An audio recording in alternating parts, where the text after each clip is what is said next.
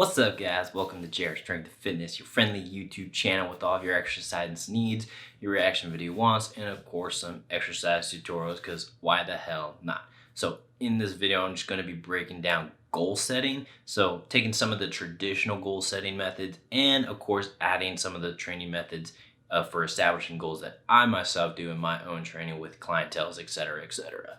Stick through for the entire thing. Hopefully we can set up your goals in this entire video and get you along the path to greatness and all the other cool stuff that, you can talk about.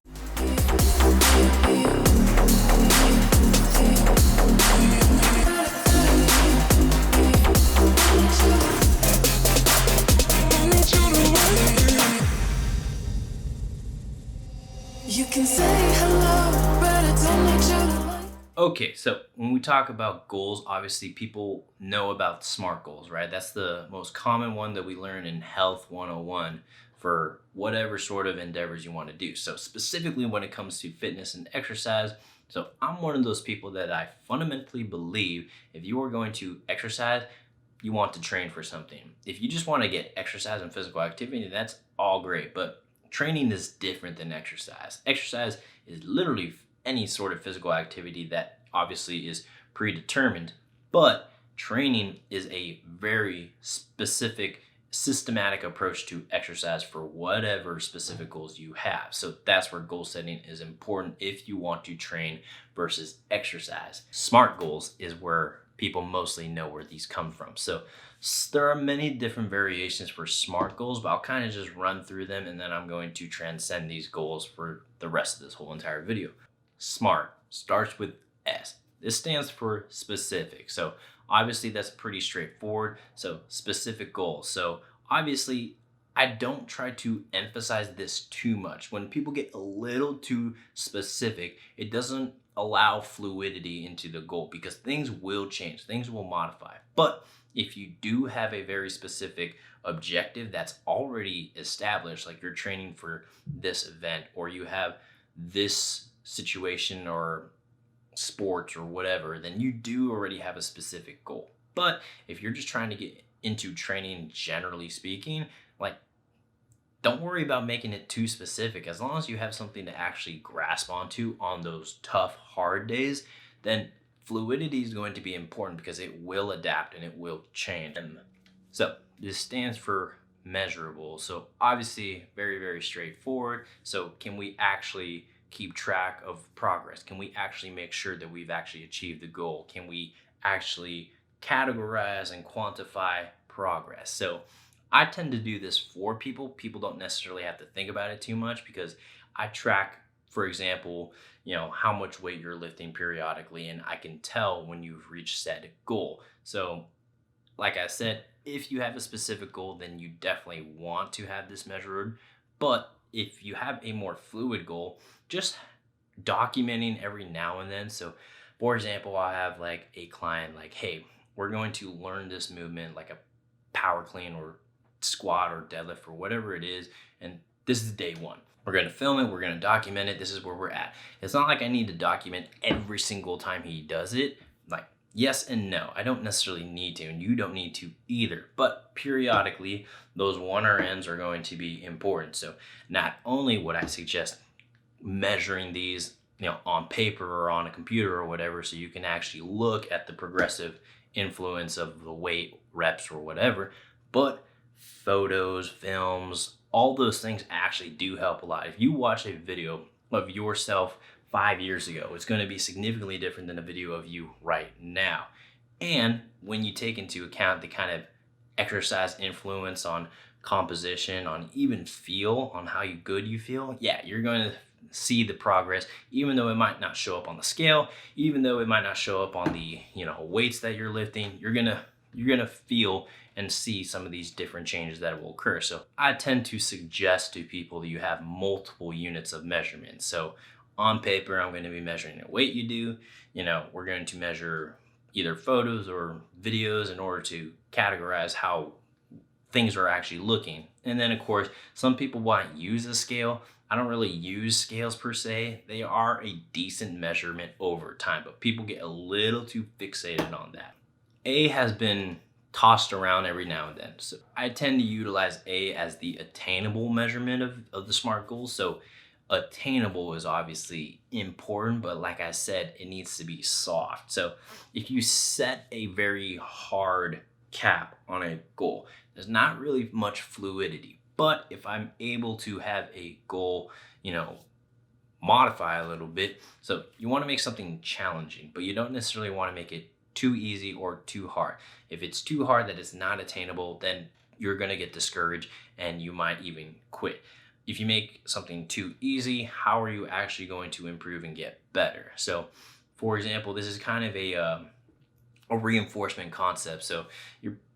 So young kids, especially young kids, so they need reinforcement, especially positive reinforcement. They need to know that they're actually working towards something or anything. People are the same, especially in a new environment or a new situation where they need to have some sort of positive reinforcement. So that's why I said, if you set up these little tiny goals, then you're going to build up to these long-term goals that, people dread thinking about. They dread thinking about, like, oh man, 5 years from now, like, I don't know, like, if I can keep this up. But if you 1 week, 2 weeks, 1 month even, then yeah, it's a lot more attainable that way. The other part is, people always emphasize, oh, it needs to be realistic.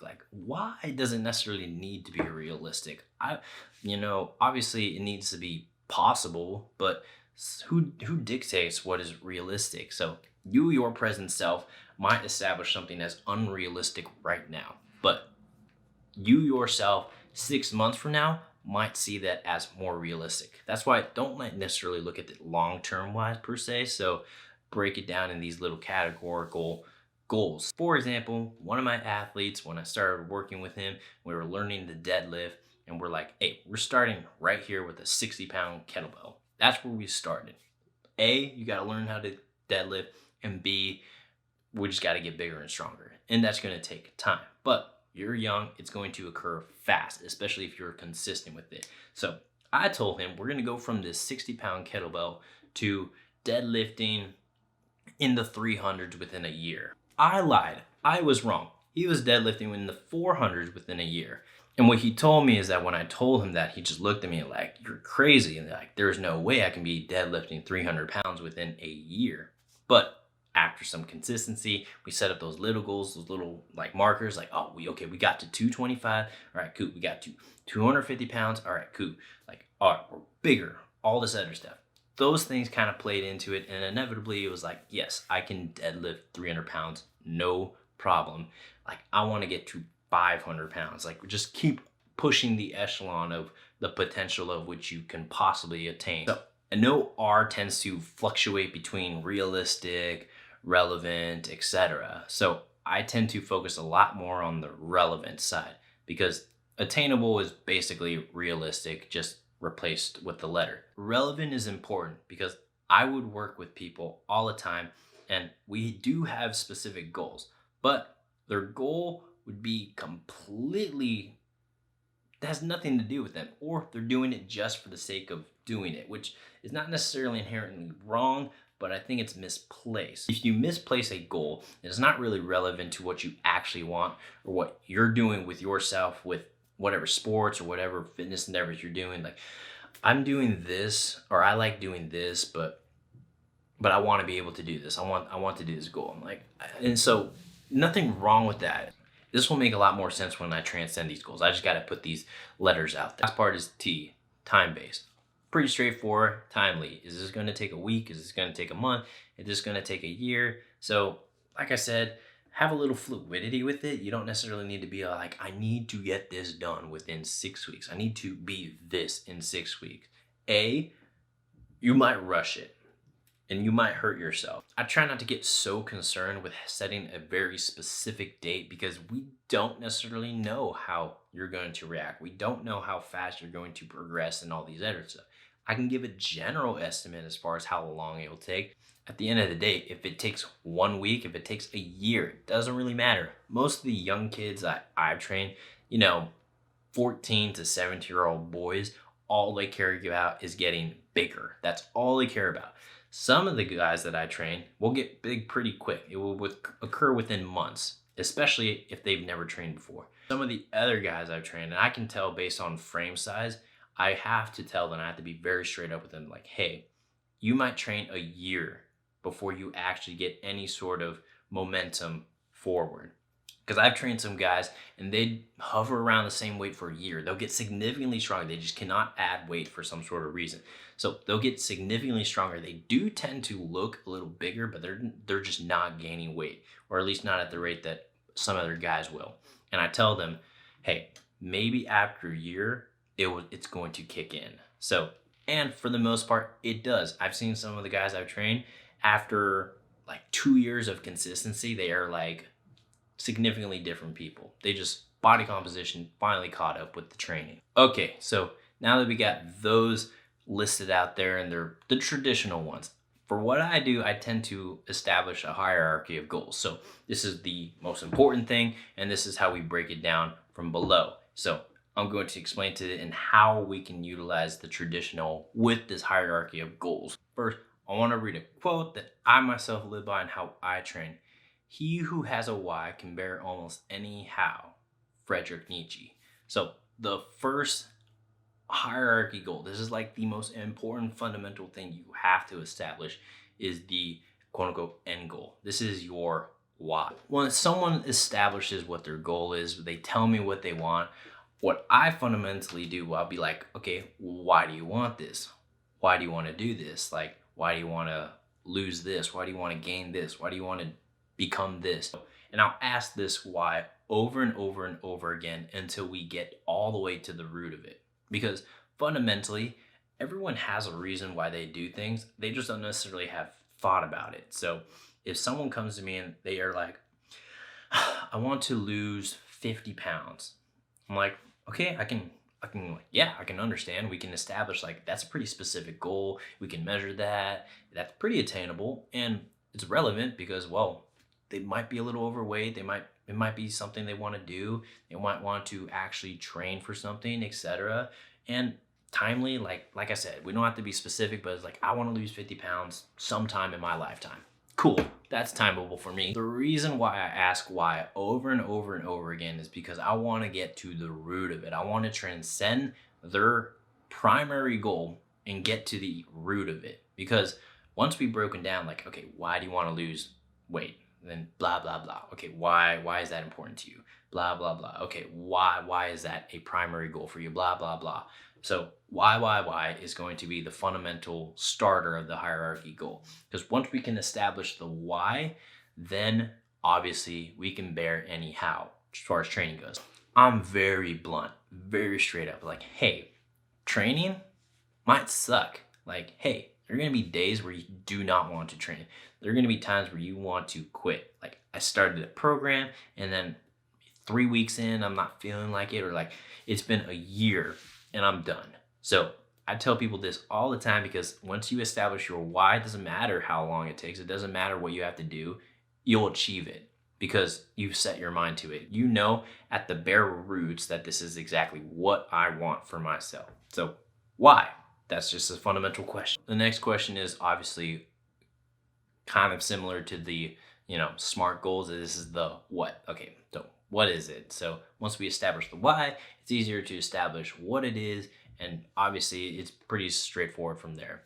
It establishes the primary goal. So this is why we are training.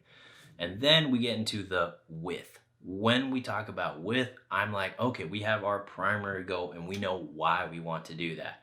But what are we going to do it with? So if I have a goal of losing X amount of weight, so that's the primary goal, to lose weight.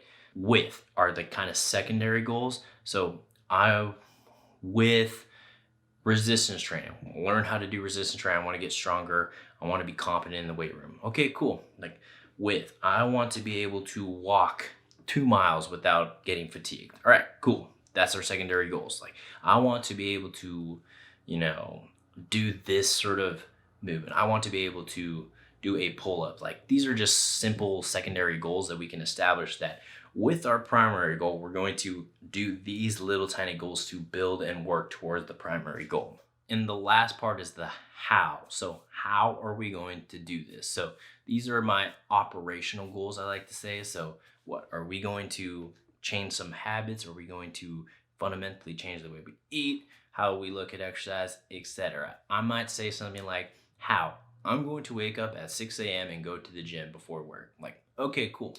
I'm going to go for a walk for my lunch break instead of going to the cafeteria downstairs. Like, okay, cool. Like, I'm going to go lift some weights 3 times a week. All right, cool. So these are the hows. Fundamentally, you got why, you got what, you got with, and you got how. These are my 4 transcendental goal setting techniques that I myself do. I obviously do the SMART goals, and then I take the SMART goals and then transcend them into the why, what, with, and how. And once we establish that, we have a legitimate plan. And not only do we have a legitimate plan, nothing's going to stop that plan because we are like fully dialed in now. And that's fundamentally how you set up goals. So it doesn't necessarily need to be fully time oriented. It doesn't need to be so specific, but we have these a way in order to transcend these goals so that every single person can feel pretty damn good about it. I've done that for people and I've done it for myself. Hopefully some people can do it and try to get some sort of value of that. That's just how I go about goal setting for myself and the people that I work with. So at the end of the day, you do what keeps you going, what keeps you consistent, and hopefully, you know,